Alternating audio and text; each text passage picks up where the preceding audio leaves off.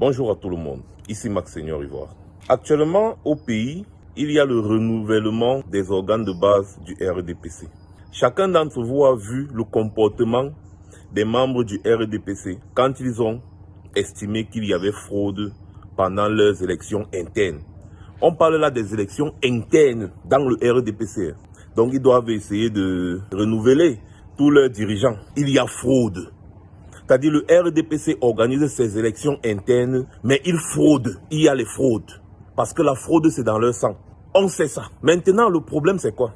Observez le comportement des militants du RDPC quand ils ont constaté qu'il y avait des fraudes massives.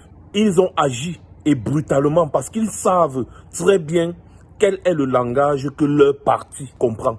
Ils brûlent la maison d'un administrateur civil, le sous-préfet de Bembis. Les gars bagarrent, ils détruisent tout sur leur passage. Ils bloquent les routes. Ils bloquent même l'axe lourd, c'est-à-dire un axe qui relie deux grandes villes. Et leur problème est en train d'être résolu.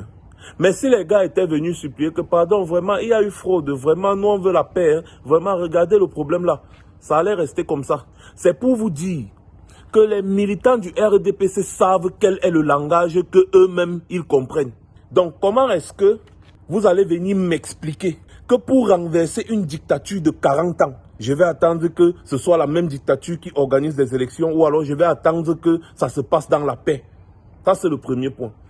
Le deuxième point, depuis 2017, le 1er octobre 2017, il y a une guerre qui fait rage dans une partie de notre pays, au Nozo. Je vais vous faire la petite histoire. Au Nozo, ils ont commencé les manifestations, les revendications dans la paix, avec les arbres de paix. Quand ils arrivaient pendant leurs manifestations, ils étaient les premiers à scander « No violence », no violence, c'est-à-dire pas de violence, pas de violence.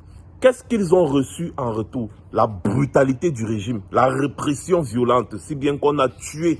C'est à ce moment qu'ils ont compris que le régime, s'il ne comprend que la violence, eh bien nous aussi on va agir comme lui. Voilà pourquoi les gars tiennent tête au régime Biya jusqu'à aujourd'hui. Le régime Biya est obligé d'envoyer les chars de guerre aller combattre des personnes non identifiées. Ils ne savent même pas où est-ce que l'ennemi, leur ennemi, je parle de l'ennemi du régime Biya, ils ne savent pas où l'ennemi est localisé. Mais ils envoient les chars de guerre quand même. Et pourtant hier, ce sont eux qui disaient que tout va bien là-bas, les enfants peuvent retourner à l'école. La guerre est en train de déchirer cette partie du pays. Depuis 2017, nous sommes en 2021. Combien de morts? On ne compte plus les morts, on ne regarde plus, on ne compte plus les morts tellement il y en a. Je ne sais pas si quelqu'un peut avoir le chiffre exact parce qu'il y a même des morts qu'on n'a pas encore identifiés jusqu'à aujourd'hui. Ça c'est la guerre et c'est dans notre pays. Donc on ne saurait parler de paix parce que le Cameroun n'est pas en paix. Alors à quel moment est-ce qu'on va faire changer le régime Biya dans la paix quand le pays est en guerre? C'est une incohérence. Je suis un libre penseur, je suis un activiste, je ne suis pas un militant de quelque parti politique que ce soit.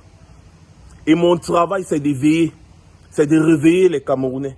C'est comme ça. Donc, j'ai décidé de m'engager à 100% dans une vraie révolution.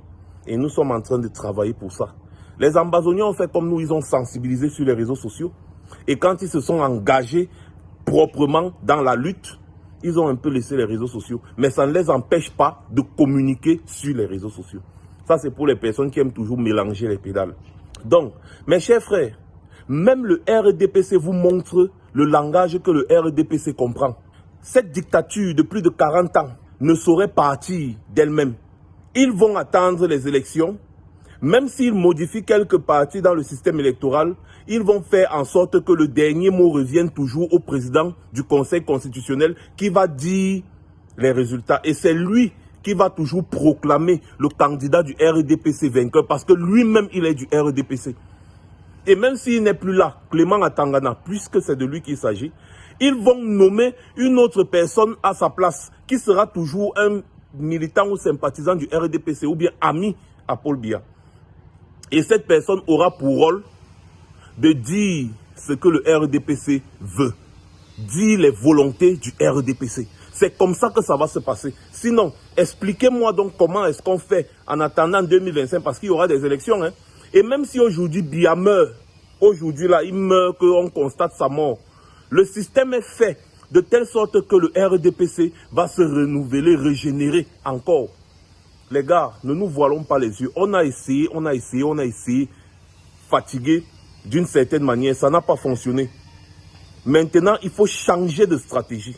Voilà pourquoi nous on dit qu'il est temps de passer à la vitesse supérieure.